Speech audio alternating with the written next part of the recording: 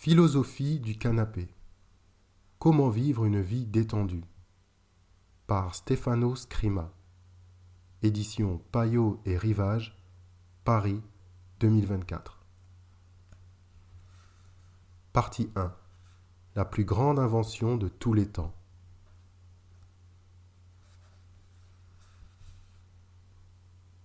Le canapé est une chose sacrée.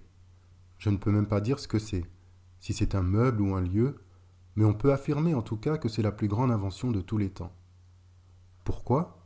Parce qu'avant qu'il n'entre dans nos vies, au XVIIIe siècle, il n'y avait rien qui puisse servir de prétexte pour cesser de travailler et aller se détendre. Car un lit, n'en déplaise à Proust, qui en avait fait son bureau, ça sert à dormir. Le canapé est au contraire l'expression terrestre de la détente. Ce n'est pas un hasard si, pour le désigner, on utilise aussi le mot divan, par référence au plaisir divin de se prélasser sur ces coussins moelleux. Le A, au lieu du I, ne doit pas nous faire perdre de vue l'essentiel. Le premier qui s'assit sur un divan a eu une illumination, qu'il a exprimée en associant cet objet au divin. Sauf que, au moment de prononcer le I, il poussa un bâillement d'extase comme il n'en avait jamais éprouvé auparavant. Voilà pourquoi, comme le dit l'un des princes de l'oisiveté, Émile Cioran, beaucoup d'esprits ont découvert l'absolu parce qu'ils avaient près d'eux un canapé. On doit cette invention aux Ottomans, des gens qui savaient se détendre ou qui, en tout cas, savaient comment alléger le travail, voués à l'exécration par toute culture non encore corrompue. C'est ainsi du moins que les choses ont dû se passer. Si le mot divan dérive bien de l'arabo-persan diwan, qui désignait les registres administratifs rédigés par des scribes assis sur de longs fauteuils composés d'une structure en bois recouverte d'un matelas et de tapis, et agrémentés de coussins pour la rendre plus confortable, les ancêtres de nos canapés. Qu'un mot indiquant d'ennuyeux registres ait fini par désigner le support physique sur lequel leur auteur les rédigeait, en dit long sur l'importance de cette invention. Toutefois, comme je pense qu'il faut rendre à César ce qui est à César, je ne peux passer sous silence le fait que les Romains, probablement le peuple qui savait le mieux s'amuser, utilisaient eux aussi, notamment pour manger, quelle classe, des lits garnis de coussins. C'est ce qu'ils appelaient le triclinium, c'est-à-dire 3 lits disposés dans une pièce où les maîtres de maison pouvaient prendre un repas avec leurs invités. Ce ne sont sans doute pas de véritables canapés, mais très sincèrement, je me vois mal leur refuser une part de paternité dans l'origine de notre bien-aimé objet d'étude. Pourquoi diable avons-nous cessé de manger couché ? Mais il existe un autre terme pour désigner le canapé, celui de sofa, qui vient lui aussi de l'arabe, du mot soufa, qui signifie coussin. Comme vous pouvez le constater, il y a encore un problème de i, qui s'est égaré dans un moment d'assoupissement passager. La parenté est claire. En effet, entre sofa et le grec sophia, la connaissance, la sagesse. Toute la sagesse du monde consiste à savoir rester assis ou allongé sur un canapé à ne rien faire, loin des illusions dont la vie est perpétuellement tissée. Pascal, notamment, disait que tout le malheur des hommes vient de ne savoir pas demeurer en repos dans une chambre, oubliant cependant d'ajouter « assis sur un canapé ». Voilà donc l'explication du lien entre le canapé et la philosophie, qu'on appelle aussi, pour ceux qui aiment les jeux de mots, philosopha. Le canapé est en lui-même une philosophie de la vie qui invite au ralentissement, à la procrastination, à la rêverie, à la décontraction, à l'oisiveté. Contre le devoir imposé pour une revanche ludique sur l'existence. Je le répète, les pages qui suivent relatent des idées qui n'auraient pas pu me venir à l'esprit si je n'avais pas été confortablement installé sur un canapé. Et puis, finissons-en avec les lieux communs, des aventures mirobolantes peuvent naître sur un canapé ou depuis un canapé. En voici 3. La première concerne 2 écrivains russes, Tolstoï et Tourgueniev. Un jour, Ce dernier donna le manuscrit de Père et Fils, en 1862, à son estimé collègue pour lui demander son avis. Jusque-là, rien de surprenant. L'incident survient quand Tourgueniev entre furtivement dans le salon de Tolstoï et découvre son vieux collègue assoupi sur le sofa avec son livre entre les mains. Anathème. Cette scène lui servit de prétexte pour rompre une amitié déjà précaire. Je suis sûr que si Tolstoï s'était mis à lire sur l'un de ses confortables sièges en bois, il ne se serait pas endormi. Tant mieux, nous n'aurions pas eu cette anecdote savoureuse. Une autre aventure est racontée par le poète de la chanson Lucio Dalla dans Disperato Erotico Stomp en 1977, qui s'achève par ces vers. J'ai grimpé les escaliers 4 à 4, je me suis allongé sur le canapé, j'ai un peu fermé les yeux, et doucement ma main s'en est allée. L'auto-érotisme de canapé est peut-être blâmé par le sens commun pétri de tradition catholique, mais on doit lui reconnaître sa dimension facétieuse et émancipatrice. Je vous livre, pour finir, un chef-d'œuvre d'antiphrase signé Nikolai Brosilov, un autre Russe qui, dans le récit de son voyage de 24 heures à Saint-Pétersbourg, consacre un court chapitre au canapé et à ce qui peut nous y arriver. Ô funeste trouvaille que celle des canapés! En inventant la poudre, Schwarz n'a pas autant nui à l'humanité que l'invention des canapés. Combien? Mais pour décrire l'étendue des malheurs survenus à cause des canapés, il faudrait une plume autrement plus grandiloquente que la mienne. Et donc, elle s'assit sur le canapé. Pour quelle raison mon sang se mettait alors à palpiter plus rapidement dans mes veines? Pour quelle raison mon pouls devenait irrégulier, mon cœur battait, alors même que par ailleurs, j'étais en très bonne santé? La présence de la belle, ses regards languissants, sa blanche poitrine ceinte d'un fin voile transparent m'enflammèrent, à tel point que... Quoi d'autre encore? S'écrie mon génie blanc. Quelle autre histoire vas-tu encore raconter? Et voilà, je fais tomber le rideau sur cette scène. Le discret lecteur peut jouer le rôle du critique sévère et blâmer l'invention des canapés. Partie 2. Éloge du canapéphile.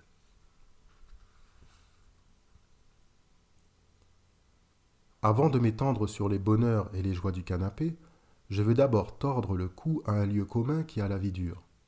Ce lieu commun concerne ceux qui, comme moi, aiment s'asseoir ou se vautrer sur un canapé. Le canapé serait un luxe de feignant, et si vous deviez vous en servir pendant plus de 2 heures, par exemple, le soir, devant un stupide programme télévisé, vous devriez avoir honte. Ben voyons. Mais qui vous met de pareilles idées dans la tête? En attendant, j'aimerais bien qu'on m'explique sans tomber dans les dogmes du credo capitaliste contemporain ce que peut bien faire de mal un feignant et ce qu'il a en moins par rapport aux travaillistes. Pas le membre du parti de gauche en Angleterre, mais l'adepte du travail à outrance. Ou à l'hyperactif. Et j'ajoute, si on me permet d'aller jusqu'au bout de mes pensées, que ceux qui aiment les canapés possèdent habituellement de grandes qualités d'âme. Prenons par exemple le chef-d'œuvre Oblomov, 1859, roman du russe Gontcharov, qui figure probablement dans le livre des records pour le nombre de fois où apparaît sur scène un canapé. Oblomov, le héros, propriétaire terrien, est un oisif dont l'une des activités les plus fréquentes consiste à faire l'aller-retour entre son lit et son canapé pour se reposer du dur métier de vivre. Le matin, à peine levé, il prend le thé et tout de suite il s'étend sur le sofa. Il appuie sa tête dans sa main et il réfléchit, sans ménager ses forces, jusqu'à ce que sa tête succombe à la fatigue et que sa conscience lui dise « En voilà assez aujourd'hui pour le bien public et le bien particulier ». Seulement alors il se décide à se reposer de son labeur et à changer sa pose méditative pour une autre, moins active et moins sévère, plus commode pour la rêverie et le farniente. Libre des embarras de la vie active, Oblomov aimait à se retirer en lui-même et à vivre dans le monde qu'il s'était créé.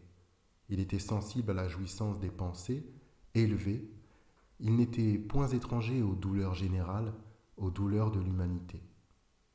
Dans d'autres moments, au fond de son âme, il pleurait amèrement sur les misères de l'homme. Il éprouvait des souffrances inconnues, sans nom, une sorte de nostalgie et de vagues aspirations vers un pays lointain. Des pensées élevées. Le voilà le pouvoir du canapé. On est bien loin de la fainéantise.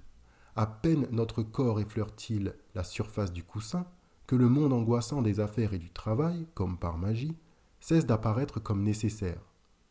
Il apparaît comme arbitraire, comme éloigné des réelles exigences humaines, c'est-à-dire le plaisir, sensuel et spirituel, et laisse place à notre monde véritable, celui que nous désirons réellement.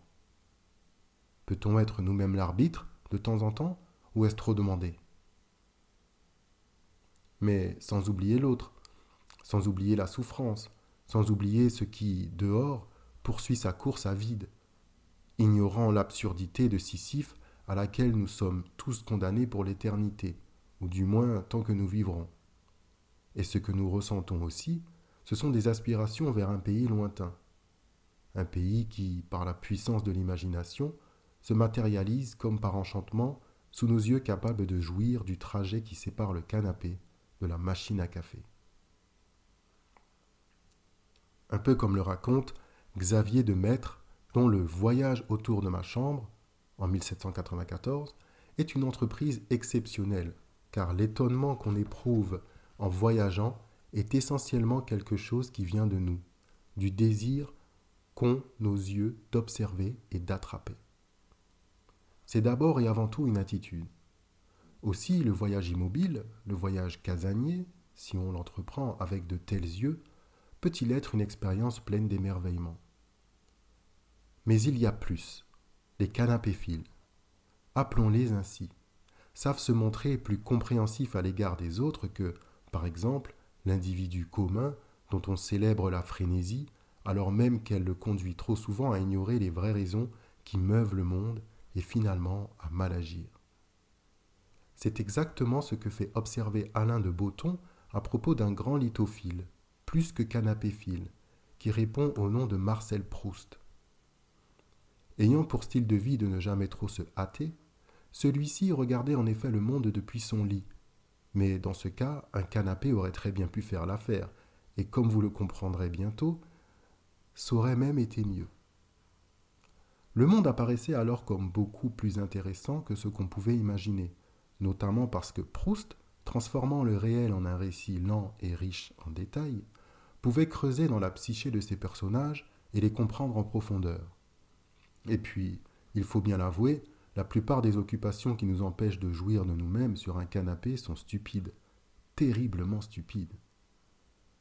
Je sais bien que certains d'entre vous, dès qu'ils ont lu le nom de Proust, ont commencé à se creuser la cervelle sur la distinction entre lit et canapé, voire entre fauteuil et canapé, et certains esprits tordus sont peut-être en train de se demander quel rôle peuvent bien jouer là-dedans les chaises, ces objets omniprésents de notre vie quotidienne.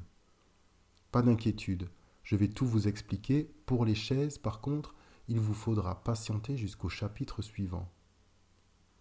Soyons clairs, j'aime les lits, ces chers gardiens de nos rêves, indispensables pour apaiser nos souffrances diurnes.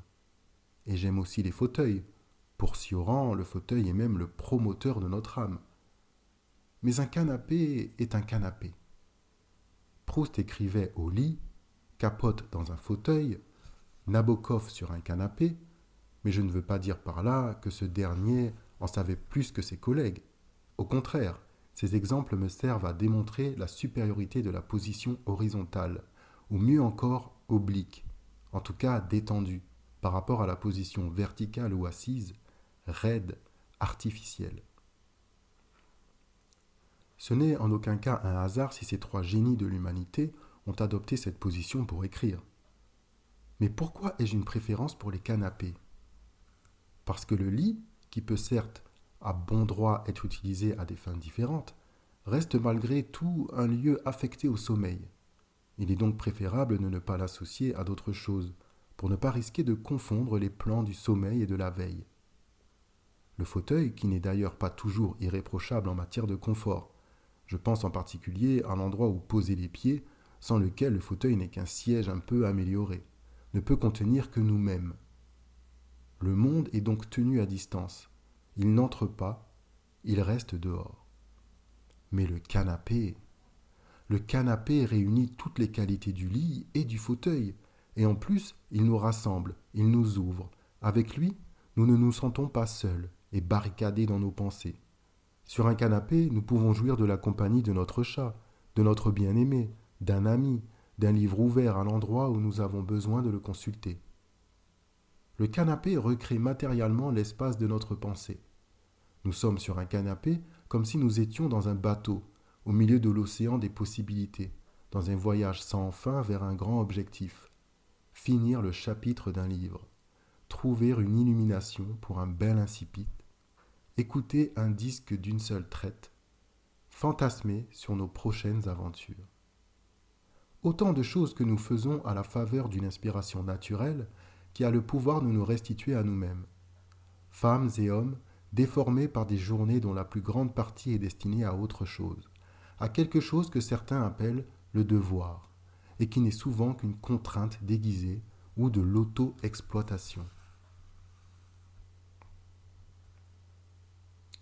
Partie 3. Contre les chaises.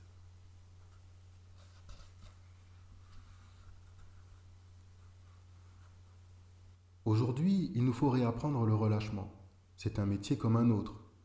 C'est aussi une vocation, écrivait Paul Morand, qui déplorait que nous ayons appris de nos parents à mesurer ce que l'oisiveté nous fait perdre, non ce qu'elle nous fait gagner. Bien vu, Paul.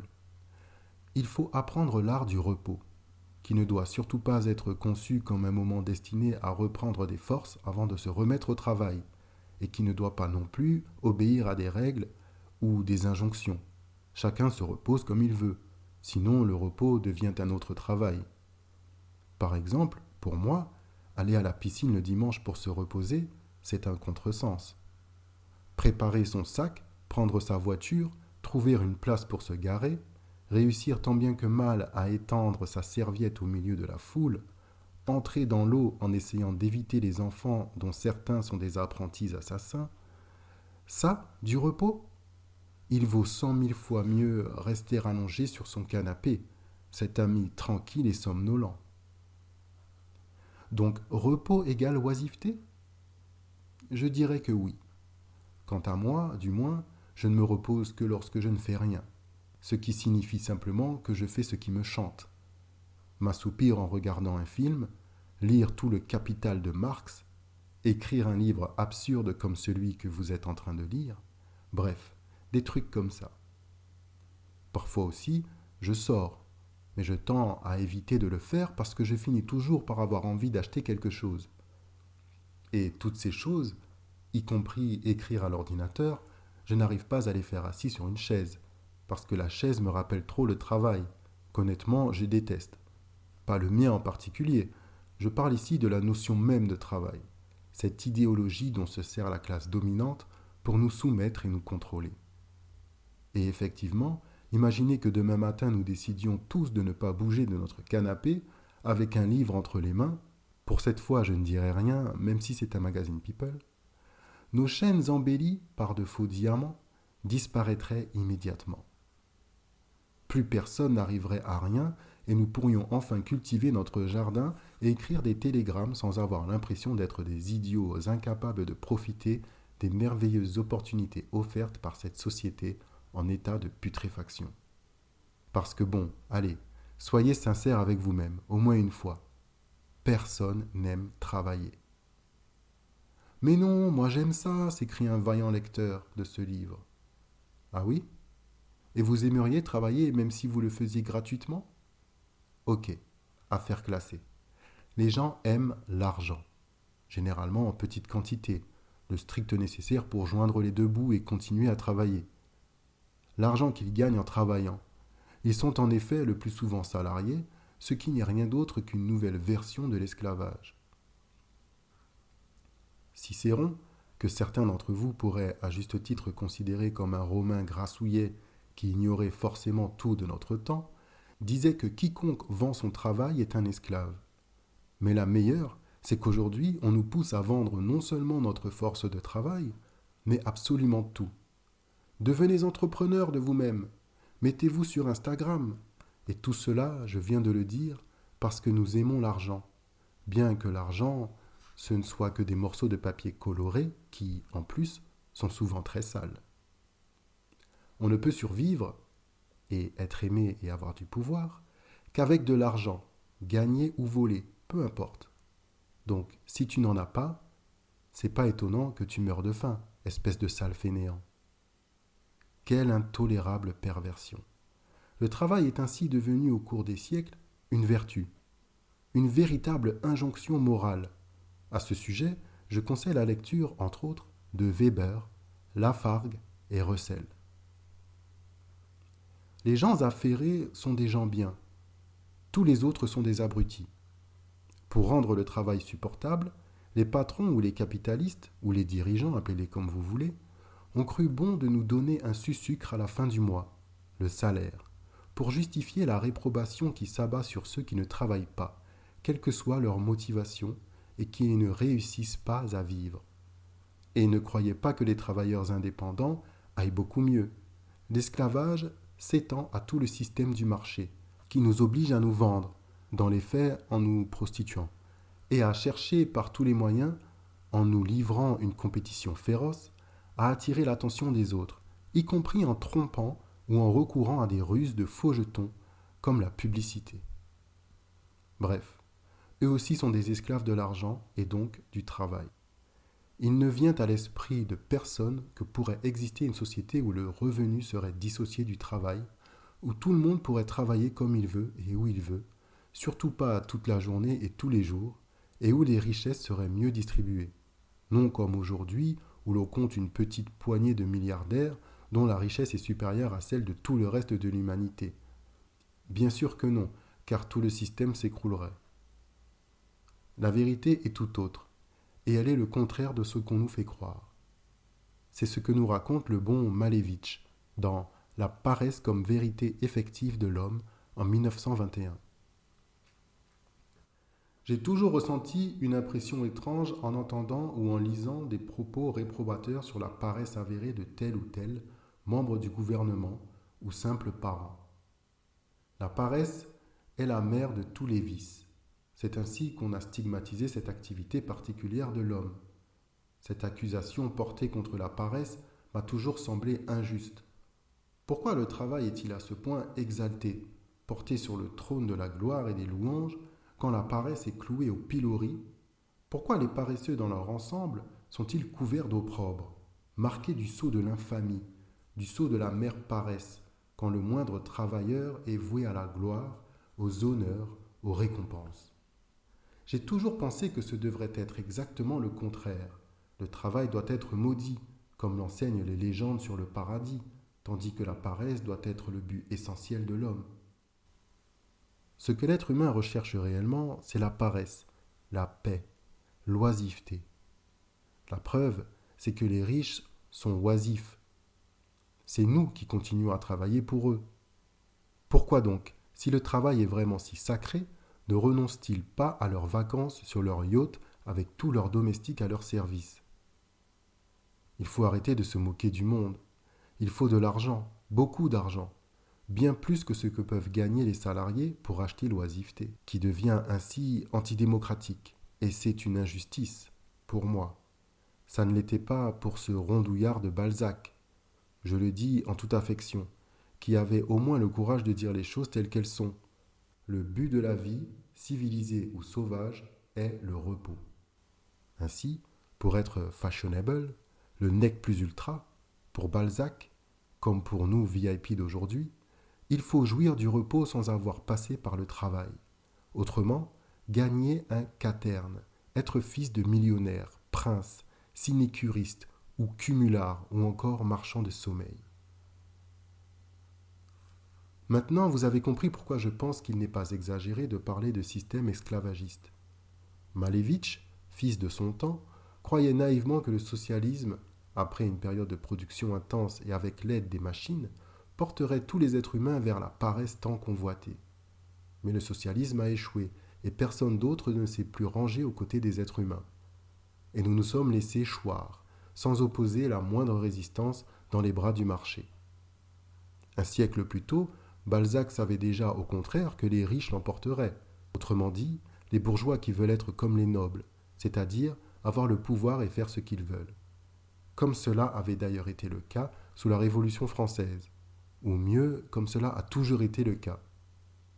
Depuis que les sociétés existent, un gouvernement a donc toujours été nécessairement un contrat d'assurance conclu entre les riches contre les pauvres. Les riches, et parmi les riches élégants, il y a ceux qui peuvent jouir de l'oisiveté, but de l'existence, contraignent les pauvres à travailler parce qu'une nation se compose nécessairement de gens qui produisent et de gens qui consomment. Et que ceux qui produisent, les travailleurs, sont par définition et par destin commandé, manœuvrés, malheureux et en un mot, esclaves. Il ne nous reste plus qu'à résister et à tenter nous aussi, nous, les pauvres gens, de nous créer des moments d'oisiveté. Mais ce n'est pas si simple. En dehors du travail, le temps qu'il nous reste semble lui aussi esclave du marché, du loisir ou de l'industrie culturelle. Et naturellement, tout est payant. Et puis quoi encore ? Car si on ne dépense pas ce qu'on gagne, l'économie capitaliste s'effondre. Le fait est, comme le rappelait Morand, que nous ignorons totalement comment nous reposer, car ce qu'on nous a appris, pour qu'on n'ait pas la mauvaise idée d'être autre chose que du bon bétail humain, ce sont les aspects négatifs, pour le système, de l'oisiveté. Non ces aspects positifs, connaissance et construction de soi, compréhension, empathie, curiosité, découverte de talent et de passion, pure et simple bonne humeur. Si vous consommez passivement les divertissements de l'industrie culturelle, émanation directe du dieu capital, en lisant par exemple le best-seller le plus stupide et le plus mal écrit de l'histoire, vous pouvez être sûr que vos patrons en seront fort aises. Eh bien pas moi. Je vous invite donc à vous rebeller en vous prélassant sur votre canapé pour y jouir de vous-même, et grand bien vous fasse si vous prenez exemple sur Lucio Dalla. Ne faisons pas les bégueules, mais peut-être, encore mieux que l'oisiveté qui dérive de l'osium des Romains, riche en activités des régénérations de l'âme, le véritable acte subversif pourrait être de ne rien faire, absolument rien. Ou plutôt, encore mieux, pratiquer le principe de non-action du Tao, qui n'équivaut pas exactement à ne rien faire. On peut lire dans le Huinanzi, au IIe siècle avant notre ère. Le non-agir consiste encore à entreprendre des tâches en se conformant à l'ordre naturel des choses, à obtenir des succès en profitant de leurs qualités intrinsèques. Lorsqu'on suit la tendance spontanée, il n'y a pas de place pour des actes malhonnêtes. En gros, il faut suivre le flux des choses. Oui, mais encore. Aucune idée, mais ça me plaît.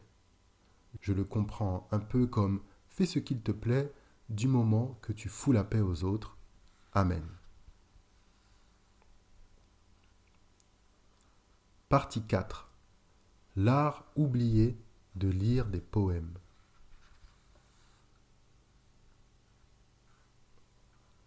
En arabe, comme nous l'avons vu plus haut, le mot diwan, qui dérive du vieux perse dipi, désignait à l'origine les registres administratifs, mais pas seulement, car heureusement sur l'autre face de la médaille, qui d'un côté associait ce terme à d'ennuyeux registres, resplendissait la poésie, plus précisément un recueil de poèmes lyriques.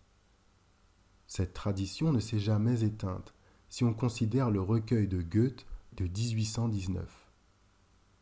West-Ostlicher, Divan, ou celui de Garcia Lorca, Divan del Tamari, publié à titre posthume en 1940. D'une part donc, l'écriture entendue comme devoir, et de l'autre la lecture entendue comme plaisir. C'est sur cette dernière que je voudrais m'arrêter, puisque le canapé est aujourd'hui devenu un symbole de plaisir, en nette opposition avec toute action imposée.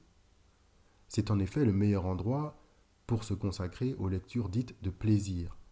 Attention, par ce terme, je ne me réfère pas seulement aux romans roses ou aux magazines de mode, mais aussi et surtout à la vraie littérature, la poésie, les récits, les essais, celles que, comme le dit Joseph Brodsky, nous ne lisons pas pour lire, mais pour apprendre. D'où la nécessité de la concision, de la condensation, de la fusion d'œuvres qui éclairent la difficile condition humaine dans toute sa diversité, avec la plus grande netteté possible. Tout bon livre donne des ailes à notre âme et nous rend plus vivants, plus lucides et donc plus libres. Bien sûr, il y a aussi de grands lecteurs qui sont des criminels ou des individus détestables. Tout ne se passe pas toujours comme prévu. Mais comment faire pour distinguer un bon d'un mauvais livre? Comment faire pour ne pas gaspiller sa vie sur un canapé sans profiter au mieux, pour nous, des longues heures passées à se prélasser sur ses coussins? La meilleure façon de former son goût en littérature, écrit encore Brodsky, est de lire des poèmes. Eh bien oui, la poésie, car c'est elle qui entretient le lien le plus étroit avec les canapés, et qui, pendant des années, a également servi de banc d'essai à notre cher Bukowski, infatigable mitrailleur de poésie.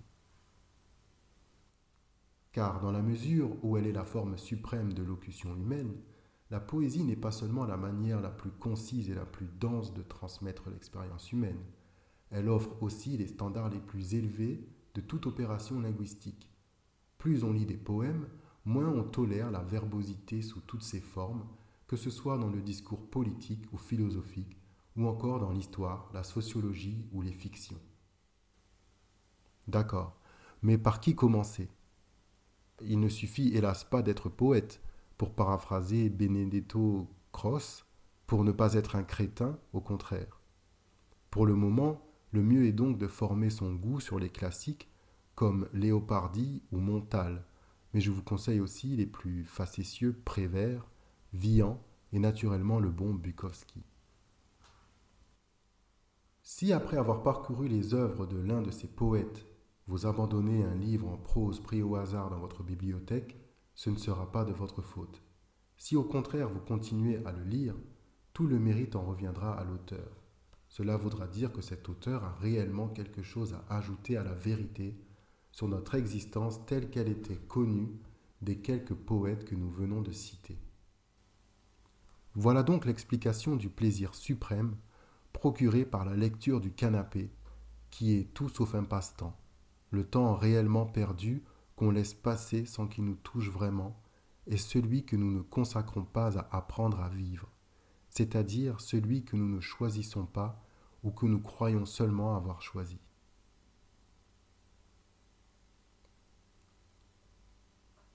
Partie 5. On vit tous sur un canapé jaune.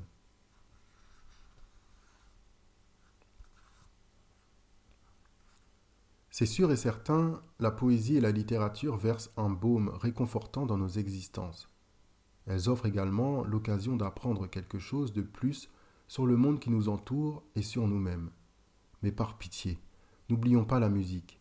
Et là, on retombe sur le problème de savoir comment faire pour distinguer la bonne musique de la mauvaise. Pour ma part, j'ai une solution infaillible, les Beatles. Il y a les goûts personnels et puis il y a les Beatles. Quand on les écoute, impossible de se tromper. À la plus belle époque des Beatles, leur fondateur, John Lennon, qui détestait les rythmes frénétiques imposés par la promotion du groupe, aimait passer ses journées au vert, dans sa villa dans la banlieue de Londres, à Weybridge, allongé sur le canapé jaune offert par sa tante Mimi, à lire des livres et des journaux, la télévision toujours allumée en bruit de fond. De temps en temps, il attrapait sa guitare et cherchait l'inspiration. C'est ainsi qu'est née par exemple la chanson Nowhere Man en 1965. Plus précisément, elle est née dans l'exaspération de ne pas réussir à composer une belle chanson. Ce matin-là, dit-il, j'avais passé 5 heures à essayer d'écrire une chanson qui ait du sens et qui soit bonne. Mais j'ai fini par abandonner et par m'allonger sur le canapé. C'est alors que Nowhere Man est arrivé, paroles et musique tout entière déjà formées. Quand Paul McCartney arriva chez John pour travailler, il le trouva endormi sur son canapé, en train de composer en rêve leur nouvelle chanson. Homme de nulle part, ne t'en fais pas, prends ton temps, ne te presse pas, laisse tout tomber jusqu'à ce que quelqu'un d'autre te donne un coup de main. Voilà ce que chante John. Ralentir, parce que de toute façon les choses se font, le monde avance, et peut-être même avance-t-il mieux. Telle semble être la morale de l'histoire, même si tout le monde ne réussirait peut-être pas à écrire une chanson comme Nowhere Man en se contentant de la rêver. Mais le véritable hymne à la paresse de Lennon est sans nul doute I'm Only Sleeping, l'une de ses chansons les plus personnelles et les plus significatives qu'on trouve dans ce chef-d'œuvre qu'est Revolver en 1966. Tout le monde semble penser que je suis paresseux, ça m'est égal, je pense qu'ils sont fous de courir dans tous les sens à une telle vitesse jusqu'au moment où ils découvriront que ça ne sert à rien. I'm only sleeping. Je suis seulement en train de dormir. Où est le problème ? John a toujours aimé passionnément dormir. Il a toujours eu la passion des lits et des canapés, des rêves, de l'imagination, de la littérature fantastique, de tout ce qui exaspère au plus haut point ceux qui pensent que ne rien faire, c'est perdre son temps, un temps qui pourrait être utilisé pour obtenir ou faire quelque chose d'utile. Selon Barry Miles, c'est justement l'un des moments où Paul surprit John assoupi sur son canapé jaune qui inspira cette chanson. Maureen Cleave disait également que John peut dormir indéfiniment, c'est probablement la personne la plus paresseuse d'Angleterre.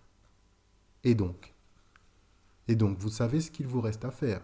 Si vous voulez écrire une belle chanson, vous procurez un canapé jaune, ou alors contentez-vous, c'est peut-être mieux, de prendre un peu de temps pour vous, sur un canapé de n'importe quelle couleur, pour écouter de la bonne musique.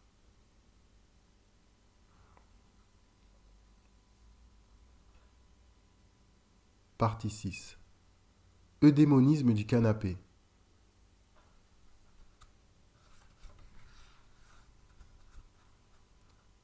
Dans l'article divan, terme du vieux perse d'où dérive l'arabe diwan, de l'encyclopédia Iranica, François de Blois évoque une sorte de légende sur les Persans qui semblaient considérer leurs gouvernants ou comme de véritables démons ou simplement comme des fous.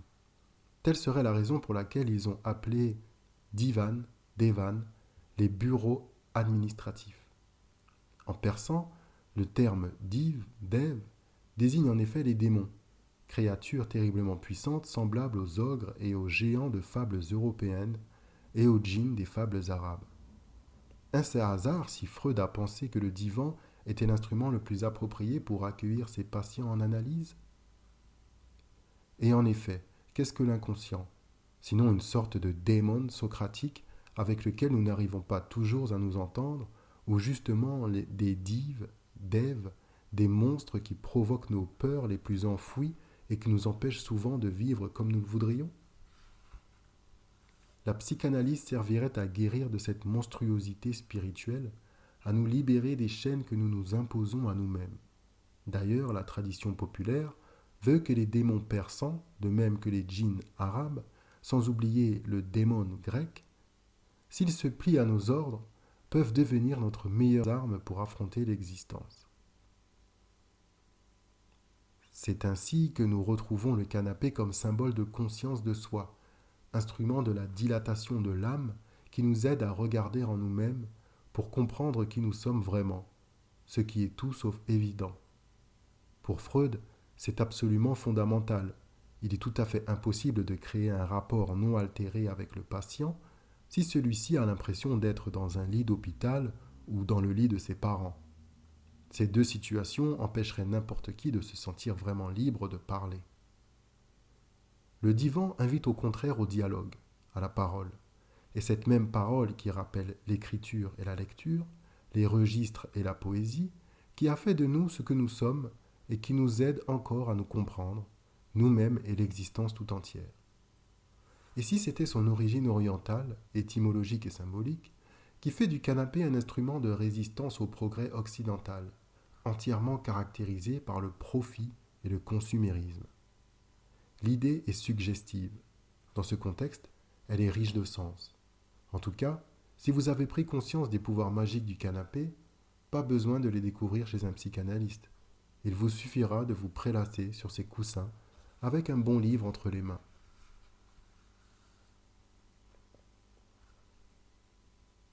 Partie 7. Jouer avec nous-mêmes.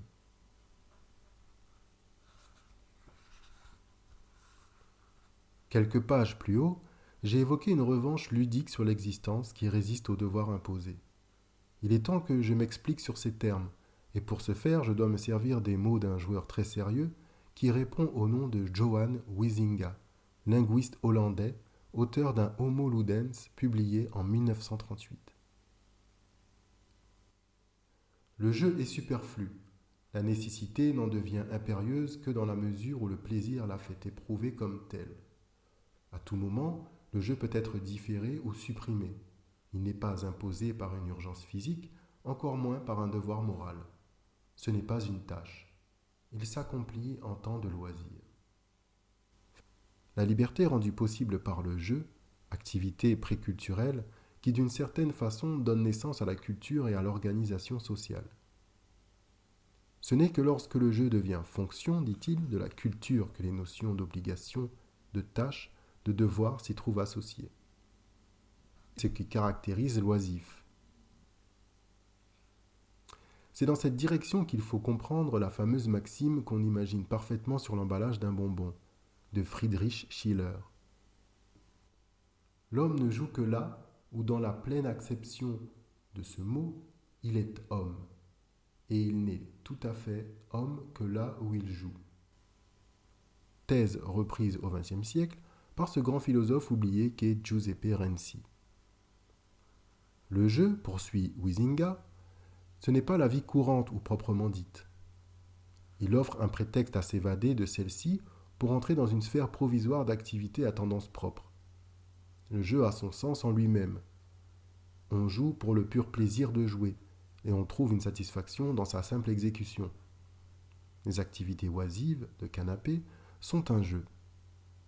Ce livre aussi est évidemment un jeu, mais le jeu est aussi une manière de lutter contre la vie courante, codifiée par des règles sociales, qui décident pour nous en nous privant très souvent du temps où l'on est tout à fait homme. Il est donc normal que le système considère le jeu comme une activité hautement subversive, qui chamboule les plans et pour cette raison confine à l'infantilité. Un adulte qui joue, à moins qu'il ne le fasse dans un cadre professionnel, mais là c'est une autre histoire, est forcément une personne peu recommandable.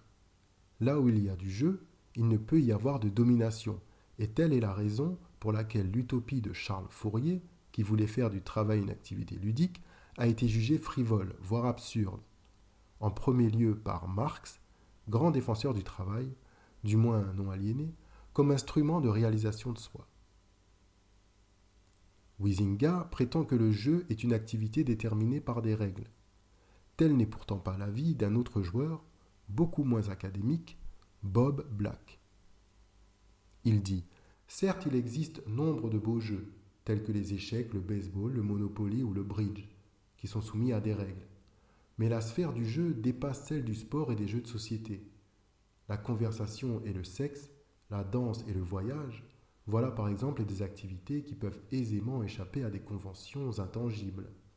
Or, elles relèvent sans l'ombre d'un doute du jeu, et on peut se jouer des règles, elles-mêmes aussi aisément que de toutes choses.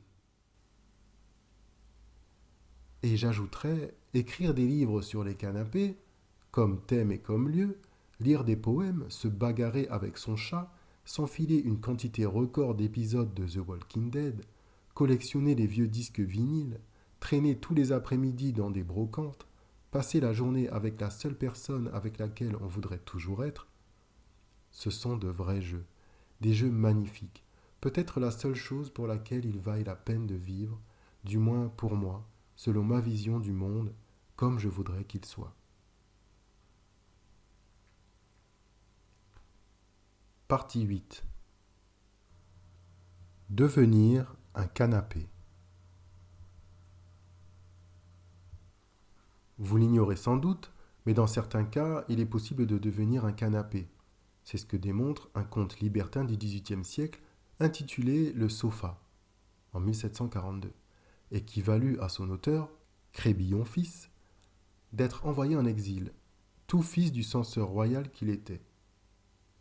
Diantre, mais pourquoi tant de haine contre les hommes canapés ? Le problème était que cet homme transformé en sofa passait son temps à reluquer les cochonneries auxquelles se livraient ses hôtes étendus sur ses coussins. Voilà pourquoi ce génie de Crébillon fut envoyé à 30 lieues de Paris. L'histoire se déroule dans les lointaines Indes, à la cour d'un sultan plutôt antipathique et qui s'ennuie ferme, Shah Baham, prince ignorant et d'une mollesse achevée. Le voilà habillé pour l'hiver, inutile de l'enfoncer davantage. Toujours est-il qu'un beau jour, pour passer le temps, ces gens-là n'avaient vraiment rien à faire, on ne va pas les plaindre. Le sultan ordonna que chacun de ses courtisans, à tour de rôle, lui raconte une fable sur des événements singuliers, des fées, des talismans. Sur quoi un jeune gentilhomme nommé Amanzei, adorateur de Brahma, se lance dans une tartine sur la réincarnation, au point de prétendre qu'il se souvient avoir été un sofa dans une vie précédente. Pas seulement un d'ailleurs, mais plusieurs sofas. Le premier était de couleur rose et brodé d'argent, mais le meilleur est encore à venir. Eh bien oui, parce que ces canapés en voyaient de toutes les couleurs, et surtout des vertes et des pas mûres. Amanzei est persuadé que Brahma en a décidé ainsi à cause de la passion du jeune homme pour les sofas, comme je le comprends, et que son âme ne serait délivrée de cet objet que quand deux personnes se donneraient mutuellement leurs prémices. Bref, il ne lui restait plus qu'à attendre que deux tourtereaux encore vierges décident de devenir adultes sur lui. C'est de là que vient le proverbe « si les canapés pouvaient parler ». La morale de cette histoire ? Aucune, à part qu'un canapé peut être un personnage de roman. Qui l'eût cru ? Tout le monde, en revanche, peut aisément constater que le canapé, même s'il n'en est pas un véritable acteur, est un élément fondamental de la culture contemporaine de masse. Je pense au canapé des Simpsons, dont Homer, dans le court-métrage d'auteur de Bill Plympton, semble même être tombé amoureux, mais aussi à celui des Griffins, ou encore à celui du café préféré des personnages de Friends. La raison en est que malgré tout, le canapé est à part entière un statut symbole du progrès occidental. Il représente le confort que nous avons enfin atteint après des siècles de sacrifices. Naturellement, il est aussi le bouc émissaire de la paresse, que l'Occident, sans sourciller, continue encore et toujours à condamner, de manière parfaitement hypocrite, comme nous l'avons vu.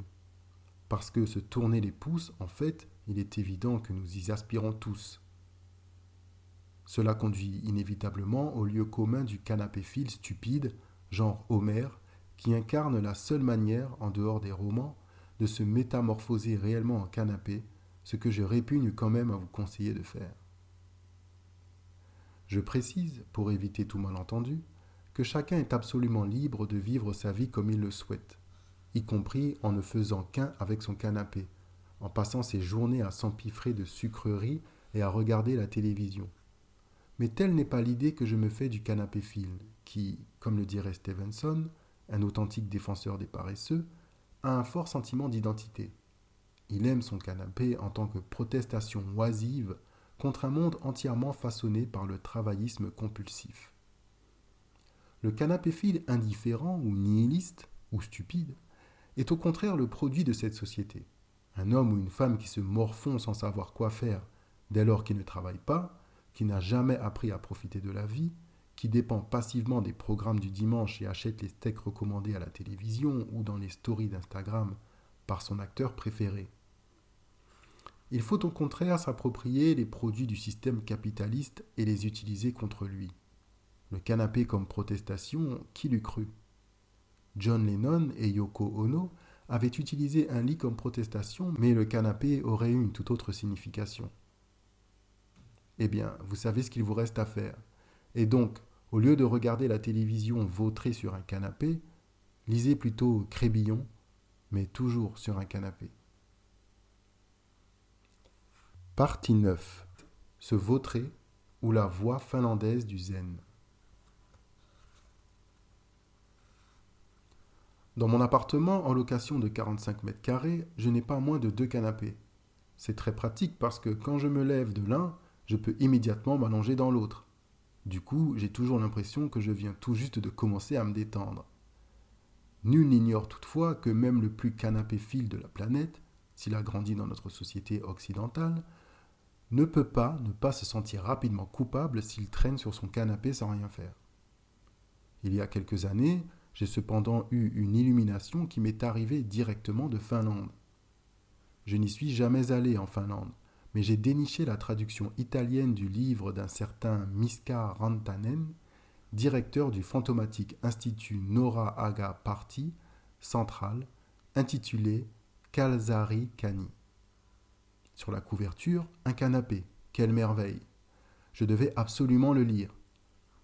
Si vous croyez que les Finlandais ne sont pas plus intelligents que nous, vous devriez lire ce livre. Peut-être comprendrez-vous pourquoi la Finlande se classe toujours immanquablement dans les premiers rangs internationaux pour ses niveaux de qualité de vie, de bonheur, de sécurité et d'attractivité. Le Kalsarikani, qui signifie picoler chez soi, seul, déboutonné et débraillé, est une idée géniale pour 2 raisons essentielles. La première est simple à comprendre. En ralentissant le rythme oppressant de notre époque, le Kalsarikani diminue le stress et réduit les probabilités de succomber à l'épuisement, voire au burn-out. La seconde raison est plus subtile. En transformant en une véritable philosophie une activité presque honteuse à laquelle s'adonnent tous les habitants de la partie occidentale de la planète, au moins une fois de temps en temps, il lui confère une nouvelle dignité. Combien d'entre vous se détendent après le travail en traînant en slip sur un canapé avec une bière fraîche à la main, en zappant d'une chaîne de télévision à l'autre?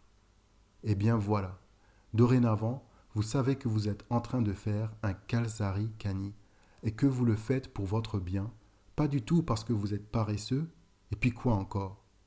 C'est ça en effet, la voie finlandaise du zen, qui est une pratique et une philosophie pour relaxer son corps et régénérer son esprit. En finnois, kalsati signifie sous-vêtement et kani beuverie ou gueule de bois. Donc l'expression signifie se saouler en sous-vêtements, de préférence bien chaud, chez soi, à l'abri des ennuis et des ennuyeux. Il est vrai que les pays nordiques sont des habitués de ce genre de philosophie anti-stress, tels que le lagom en Suède et en Norvège, et lige au Danemark. Selon l'auteur du livre, l'un comme l'autre présente cependant de grands défauts. Le premier accorde un trop grand rôle à l'éthique et à la bonté, ce qui limite fortement le degré de relaxation, puisqu'il faut se soucier en permanence de tout ce que nous disons, faisons et pensons. Le second est trop coûteux et trop raffiné parce qu'il dépend de l'espace physique environnant. Or, nous n'avons pas tous, par exemple, une cheminée. Le Kalsakirani, au contraire, est incroyablement démocratique.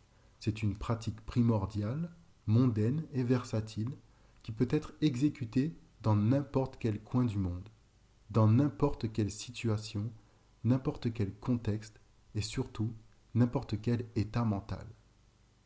Et j'ajoute, sur n'importe quel canapé. Si cependant vous vous sentez profondément méditerranéen, je ne saurais trop vous conseiller de renouer avec la glorieuse tradition de la sieste, du petit roupillon du début d'après-midi ou de quand vous en avez envie. Partie 9. Chat et canapé. Le goût prononcé des chats pour les canapés est certainement l'un des meilleurs arguments pour démontrer la supériorité de ces derniers par rapport à tous les autres meubles conçus pour notre repos, ou du moins pour nous éviter de devoir rester debout. Perché sur l'accoudoir, affalé sur un coussin ou lové au creux du coussin et du dossier, mon chat passe une grande partie de ses journées sur le canapé. Or, le comportement d'un chat, être naturellement parfait, devrait servir de modèle pour l'humanité malade d'hyperactivité inutile. Mais en quoi le chat est-il supérieur à nous? La réponse est simple. Il est notre maître à tous dans ce non-agir que nous avons évoqué plus haut. Pour décrire son attitude, le médecin poète milanais Giovanni Rajberti n'hésite pas à parler d'oisiveté philosophique, ce rare privilège des êtres qui, dans ce monde, ont reçu pour mission de jouir de la vie, et parmi ces êtres, le chat est le plus haut placé, parce qu'il vit la plupart du temps dans cet état intermédiaire entre le sommeil et la veille, qui est le repos complet de l'âme et du corps, mais avec un degré de conscience suffisant pour percevoir son propre bien-être. Et Rajberti d'ajouter « Aussitôt sorti de cette douce inertie, le chat éprouve le besoin de changer de position, de se dégourdir les membres, de reprendre des forces en se reposant, pour ainsi dire, de son repos. C'est pourquoi il se tourne et se retourne, se met en boule, lance des coups de patte, s'étire de tout son long, fait le gros dos et esquisse force postures d'une très grande élégance qui vaudrait une célébrité assurée aux peintres capables de les immortaliser avec précision, et tout cela entrecoupé de longs bâillements savoureux à se décrocher la mâchoire. Ce dernier phénomène est déjà en lui-même un grand titre de gloire, le bâillement étant le privilège des animaux à l'intelligence fine. Ce que dit Rajberti est tout à fait juste, et on voit que c'est un poète. Mais il a oublié de préciser que votre chat adorera inéluctablement se faire les griffes, entre un somme et l'autre, sur la première surface qui l'attire, et donc immanquablement, à un moment ou à un autre, sur votre canapé, surtout s'il est orné de pompons. On aura beau le gronder, il considérera toujours que c'est son droit inaliénable. Rien à faire, il faudra s'y résigner. Bref, comme le dit Ennio Flaiano, mon chat fait tout ce que je voudrais faire avec moins de littérature. Il aime les canapés, alors il y dormira, mais il n'écrira sûrement pas un livre dessus. Et si vous êtes canapéphile, votre chat le sera nécessairement aussi. C'est un fait scientifique, si on peut s'exprimer ainsi, comme nous l'enseigne Démon Maurice. Des glandes spéciales se trouvent sous la face interne des pattes de devant, que l'animal frotte vigoureusement contre le tissu du mobilier, qui l'agrippe en faisant ses griffes. Voilà pourquoi c'est toujours votre fauteuil préféré qui est la victime privilégiée de ces attentions, car le chat réagit à votre odeur personnelle, à laquelle il ajoute la sienne. En tous les cas, se prélasser sur le coussin du canapé, tout contre votre ami à poil adorateur de son unique dieu Morphée, c'est assurément l'un des grands plaisirs de la vie. Café et paresse. Siroter un café sur un canapé, loin des tracas et des rythmes du travail, cela peut devenir une expérience féconde, un doux remède contre le temps appauvri, dévoré par les activités que nous devons accomplir. Une vilaine habitude s'est répandue dans notre société de droguer, ingurgiter du café plutôt qu'en boire. Quelle horreur! Ce n'est pas la caféine qui rend nerveux, c'est au contraire ce geste bâclé et inesthétique. Pourquoi diable se presser? Il n'y a qu'une seule chose qu'on devrait attendre en trépignant d'impatience, la fin du travail. Or, je doute qu'ingurgiter du café ait le moindre rapport avec ce noble but. Contre cette fâcheuse tendance, il est important que les authentiques amateurs de café se réapproprient son véritable rituel. Car le café se boit à petites gorgées, de préférence avec des mots imprimés sous les yeux. Mais attention, ça ne dure pas longtemps. Touché par cette sublime boisson, l'esprit se met immédiatement à vagabonder. Se perdant dans ses pensées, il a tôt fait de se retrouver au milieu des Européens du XVIIe siècle, qui eurent le privilège de goûter pour la première fois cette infusion venue d'Orient, de l'Éthiopie et du Yémen, dans les cafés parisiens du XVIIIe siècle, où les intellectuels avaient enfin une bonne excuse pour discuter, préciser, améliorer leurs idées avec des personnes aussi bien disposées qu'eux. Dans le cabinet de travail de Voltaire et de Balzac, grands buveurs de café, à vrai dire buveurs pathologiques de café. À l'époque des Lumières, qui voulaient que les êtres humains aient le courage de se servir de leur intelligence, contre le dogmatisme et l'ignorance, le café devint symbole de lucidité. Pietro Verri en célébra les qualités.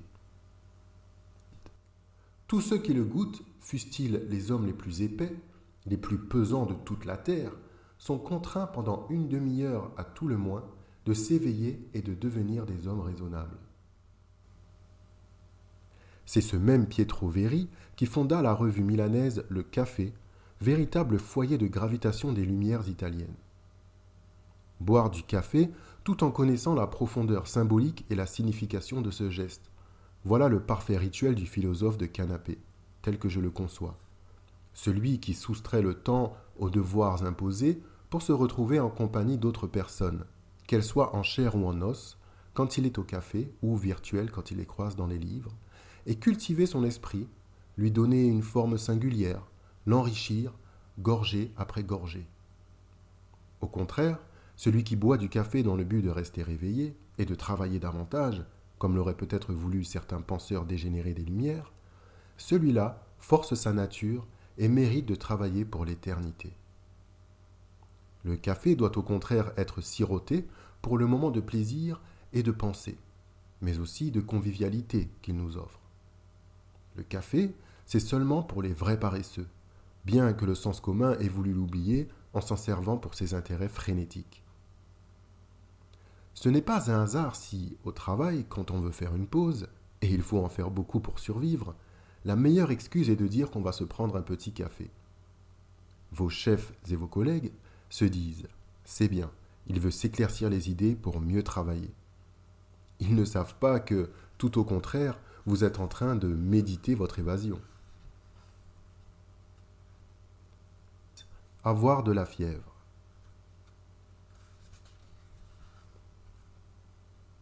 Le canapé est le seul à nous vouloir du bien, quand nous nous sentons épuisés.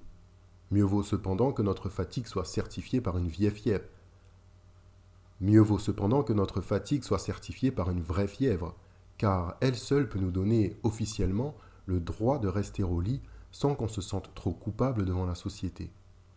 C'est peut-être justement cet aspect de la maladie qui m'attire, sa capacité à suspendre le temps.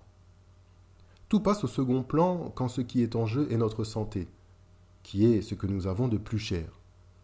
Nous ne quittons pas notre lit, et moi mon canapé, nous nous soignons, nous prenons soin de nous de mille et une manières, nous négligeons toutes nos obligations dont tout à coup nous nous sentons magiquement dispensés.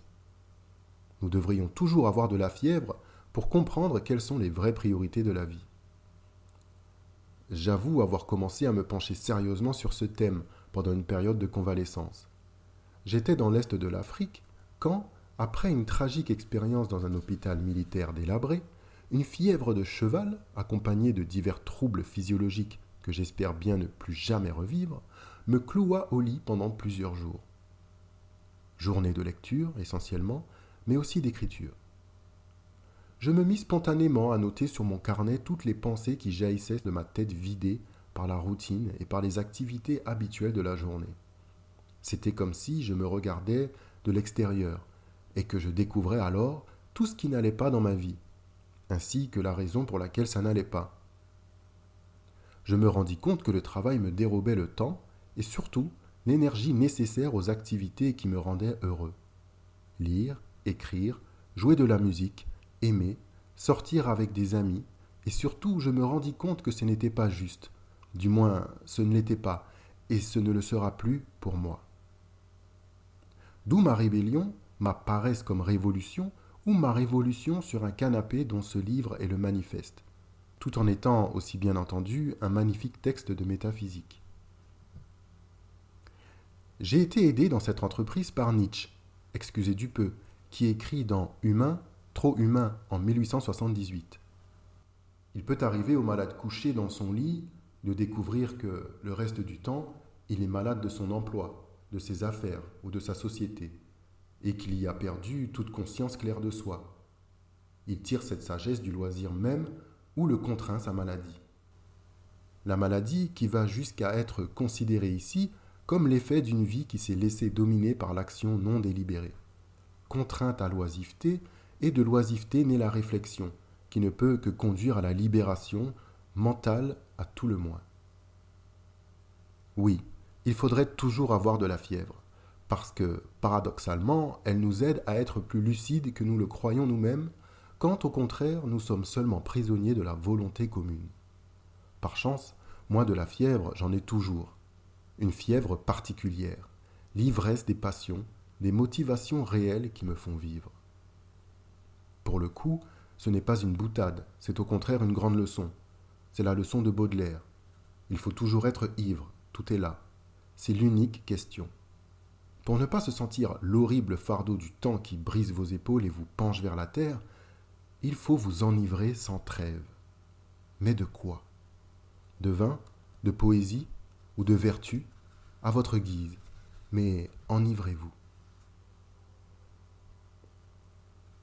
Mon maître Bukowski. Si on met bout à bout toutes les vertus, que d'aucuns appelleront des vices, contenues dans ces pages, je ne vois qu'une seule personne qui les ait toutes. Charles Bukowski, mon maître en canapé, Philly, rebelle, ou plus simplement mon maître de vie. Dans certaines des plus célèbres photographies qui ont été prises de lui, je pense en particulier à celle de Claude Powell, reproduite notamment dans la biographie de Jim Christie, on le voit sur un canapé. Et dans les vidéos de ses interviews, il est généralement souvent assis sur un canapé. C'est un hasard selon vous? Pas du tout. Bukowski est en effet l'exact prototype du canapéphile hostile à un système qui, fondé sur le travail et l'exploitation, nous empêche de respirer comme nous le voudrions. Un système qui vous fait croire que vous êtes un dangereux dissident si d'aventure vous préférez, l'espace d'un seul jour, vous prélasser sur votre canapé avec votre chat sur les jambes. Le travail apaise les angoisses des humains en les sauvant dans l'inactivité, ce qui les empêche, pour la plupart, de réfléchir à leur sort. Chose que les hommes et les femmes détestent. Le travail leur paraît être le paradis terrestre auquel ils aspirent. On leur dit quoi faire, comment le faire et quand le faire. Passé 21 ans, 98% des travailleurs américains sont des cadavres ambulants. Or, mon esprit d'abord, puis mon corps avait tiré, si je puis dire, la sonnette d'alarme. Dans les 3 prochains mois, je serai l'un d'eux. Objection, votre honneur, je me tire ailleurs. Le travail, un travail quelconque que nous n'avons pas choisi, ne nous fait pas penser. Il est destiné aux non-pensants, ou à des personnes qui le deviendront à cause de lui. Voilà pourquoi Bukowski a toujours fait des pieds et des mains pour éviter de travailler, ne s'y résignant que pour se mettre quelque chose sous la dent et pour s'acheter de quoi picoler, mais toujours à contre-cœur, au point de penser que bosser 8 heures par jour pour un travail qu'on déteste, c'est pire que mourir. Et que mourir de faim et être un clochard, c'est à mon avis plus noble. Le fait est que les gens ne s'arrêtent pas assez longtemps pour comprendre qui ils sont. Ils sont toujours en train de courir, ils gaspillent leur temps dans les choses qu'ils doivent faire. Nous sommes malheureux, comme le disait Pascal, parce que nous ne savons pas demeurer seuls et en repos chez nous, en compagnie de nos pensées. Voilà qui est très important, ne rien faire. Le rythme est essentiel. Si on ne s'arrête pas complètement, si on ne fait pas rien pendant de longues périodes, on perd tout. Mais combien le font dans nos sociétés modernes? Bien peu. Voilà pourquoi les gens sont complètement fous, frustrés, pleins de colère et de haine. À l'époque, avant de me marier ou de connaître un tas de femmes, je baissais les stores et je restais au lit pendant 3 ou 4 jours. Je me levais pour aller chier. Je mangeais une boîte de haricots, je revenais au lit, je restais là 3 ou 4 jours. Puis je m'habillais et je sortais, et le soleil resplendissait. Et il y avait tout plein de sonorités grandioses. Je me sentais puissant, comme une batterie rechargée. Mais tu sais ce qui me démoralisait? À la première face humaine que je croisais sur le trottoir, la moitié de ma recharge se vidait à l'instant. Une face monstrueuse, inexpressive, stupide, insensible, bourrée de capitalisme, le bosseur. Et je faisais « Oh !» Et la moitié de la charge foutait le camp, mais ça en valait quand même la peine, il me restait encore l'autre moitié. Oui, bon, ce que dit Bukowski, il faut toujours le prendre avec des pincettes. On sait bien que c'est un provocateur.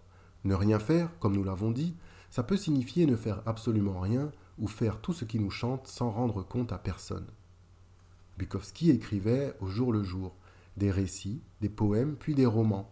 Et au début, il le faisait juste pour le plaisir, personne ne le payait.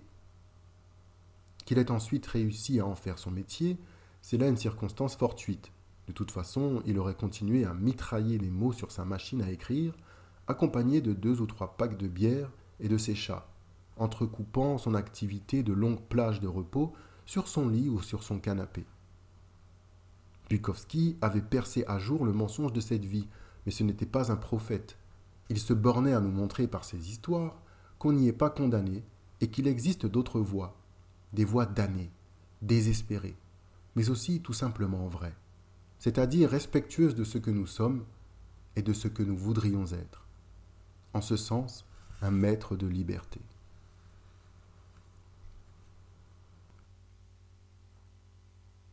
Attendez, je viens d'avoir une illumination, même si elle aboutit peut-être à une impasse.